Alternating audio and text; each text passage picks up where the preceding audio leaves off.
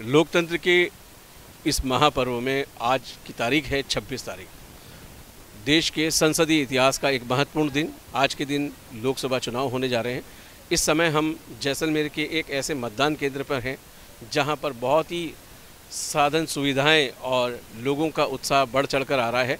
यद्यपि चुनाव को लेकर पहला फेज़ जो हमने देखा उसमें हमने ये समझ में हमारे आया कि मतदान का प्रतिशत कम रहा है, लेकिन जैसलमेर के इतिहास को अगर टटोलें तो आप देखेंगे कि पिछले लोकसभा चुनाव में भी लगभग 73% से ऊपर जाकर वोटिंग हुई थी।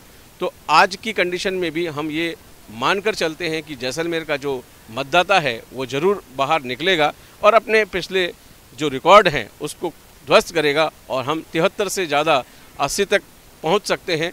और आज इसी चीज़ का जायज़ा लेने के लिए हम आए हैं एक मतदान केंद्र पर। आइए चलते हैं, देखते हैं कि वहाँ पर क्या क्या हो रहा है। इस समय मैं एक मतदान केंद्र पर हूँ। ये मतदान केंद्र जैसलमेर के बहुत ही ऐसे इलाके में जहाँ पर अभी मैं देख रहा हूँ कि वोटरों की बहुत लंबी लाइन है। इस मतदान केंद्र की सबसे बड़ी खासियत ये है कि ये पूरी तरह से महिलाओं द्वारा ही चलाया जा रहा है। और इस समय मेरे साथ हैं यहाँ की पीठासीन अधिकारी। आपका नाम? नीति शर्मा। नीति जी, आप बताइए कि इस पूरे मतदान केंद्र की विशेषता क्या है? मेरे ख्याल से जो मेरे यहाँ स्पेशली मुझे देखने आ रहा है, मेरे पास अभी तक ऐसा कोई मतदाता नहीं आया जो अंगूठा लगा रहा हो। मोस्टली अभी तक जितने आए साक्षर आए, समझ रहे हैं, जानकारी रखते हैं इतनी कि वो किस तरह वोट डालें, अपने बाकायदा पर्ची को देखते हैं। अगर कोई छोटी मोटी भी उनको समस्या आती है तो वो उसको शेयर करते हैं। तो बहुत जागरूक मतदाता हैं, मुझे ये देख के बहुत अच्छा लगा। हम जानना चाहेंगे आपके मतदान दल के बारे में। आप खुद एक महिला होने के नाते पीठासीन अधिकारी का कार्य बखूबी और अच्छी तरह से निभा रही हैं, तो आपके साथ जो अन्य सदस्य हैं वो सारी महिलाएं? जी बिल्कुल, बहुत सक्रिय महिलाएं मेरे साथ काम कर रही हैं। और आप देख रहे होंगे अब तक हमारे पास लगभग 500 वोट हो चुके हैं और अभी कोई ज़्यादा समय नहीं हुआ है। सक्रियता से पूरा काम कर रही हैं सभी महिलाएं।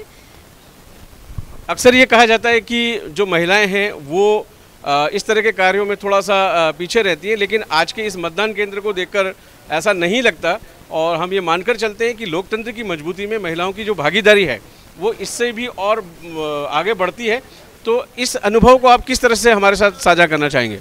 हाँ, बहुत आभारी हूँ सरकार की, हमें इस दायित्व को उन्होंने दिया और हमें अच्छा लगा इस दायित्व ने। अभी तक जिसमें पुरुषों का वर्चस्व था, महिलाओं को बराबर की जिम्मेदारी दी गई। जब हम 50% के हकदार हैं तो हम अपने कर्तव्यों में भी 50% के हकदार हैं और इसका हमें बड़ा अच्छा लगा।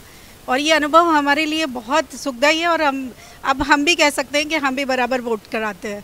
ये जो पुरुषों का एक मतलब वो कहीं ना कहीं हम भी उसमें अब भागीदार हैं। इसमें आपको किसी तरह की कोई परेशानी तो नहीं? नहीं, बिल्कुल कोई समस्या नहीं आ रही। और एक नया अनुभव लेके हमें खुद बहुत अच्छा लग रहा है कि कुछ हम भी इस रूप में आगे आ पा रहे हैं। इस समय हम जैसलमेर के एक मतदान केंद्र पर हैं। इस मतदान केंद्र की खासियत ये है कि पूरी तरह से महिलाओं द्वारा ही संचालित हो रहा है। और मेरे साथ एक युवा वोटर है जो पहली बार वोट डालने जा रहे हैं। आपका नाम? शिवांग।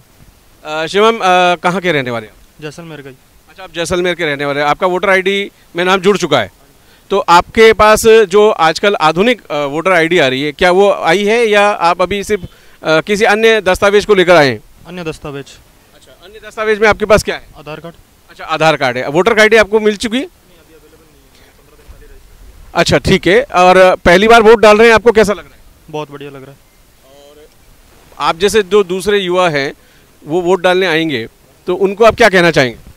बस देश को आगे बढ़ाओ, मत दो, हर किसी का मत जरूरी है। और इस पहले अनुभव में जो आपने चीज़ें की है अवेयरनेस को लेकर और जो चुनाव आयोग द्वारा किया जा रहा है मतदाता जागरूकता को लेकर, उसको लेकर आप क्या सोचते हैं?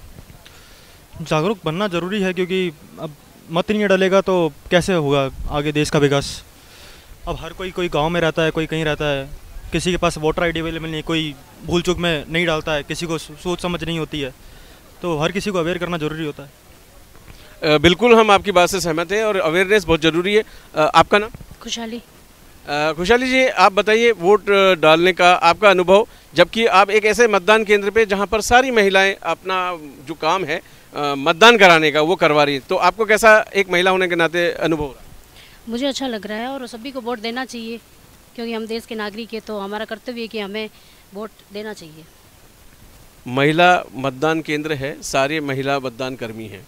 एक महिला होने के नाते आपको किस तरह की अनुभव होती है? अब मुझे अच्छा लगता है और मैं यही चाहती हूँ, सभी महिलाओं को यही कहना चाहती हूँ कि सभी अपना वोट आके दे।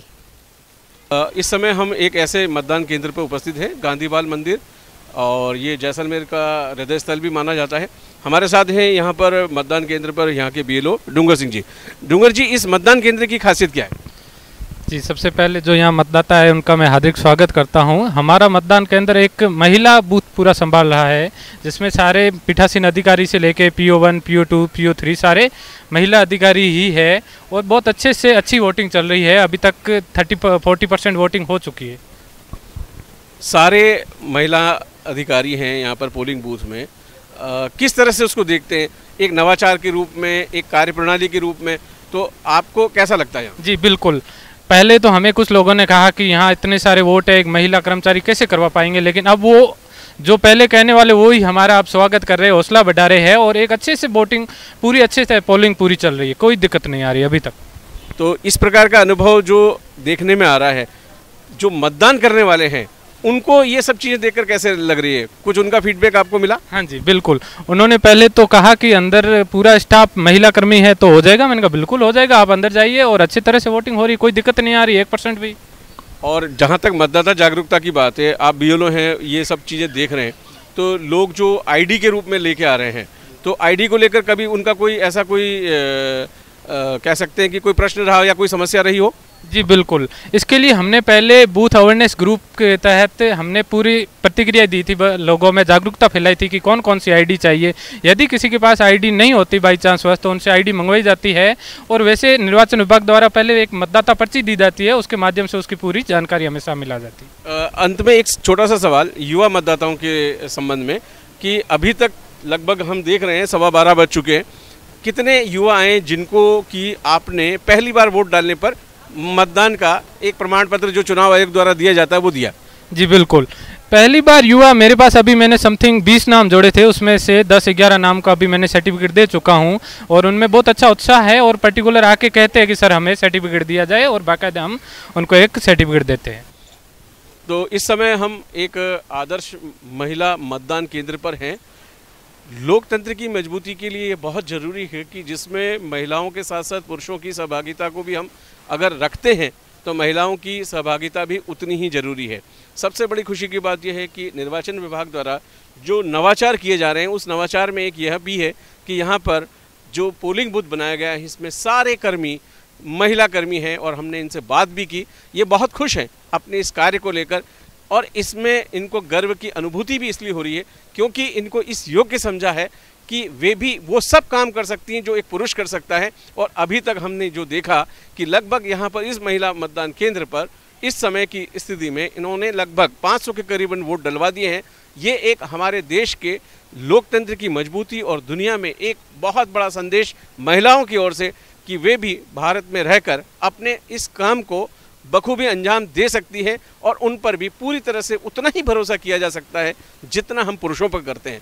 तो ये आने वाले समय का एक सुखद संकेत लोकतंत्र की मजबूती के लिए, महिला सशक्तिकरण के लिए निर्वाचन विभाग द्वारा किया गया एक अभिनव प्रयास जो काबिले तारीफ है और इसको हम सभी अपनी ओर से सराह सकते हैं। और आने वाले समय में हम ये मानकर चल सकते हैं कि अभी एक मतदान केंद्र है, आने वाले समय में इनकी संख्या जरूर बढ़ेगी और ये संख्या बराबर उतनी ही होगी जितनी हम पुरुषों की देखते हैं। और भारत जैसे विशाल लोकतंत्र वाले देश में हम जैसा कि जानते हैं कि इसकी आवश्यकता अधिक रहती है कि जहां पर मतदान केंद्र ज़्यादा हैं और भौगोलिक दृष्टि से देखा जाए तो इतने बड़े देश में हमें मतदान कर्मियों की भी आवश्यकता होती है। तो उसको देखते हुए अगर हम सोचें तो ये महिलाओं के हिसाब से अगर हम बात करते हैं तो ये योगदान हमारे आने वाले और भी कई चुनावों में एक महत्वपूर्ण भूमिका निभाएगा।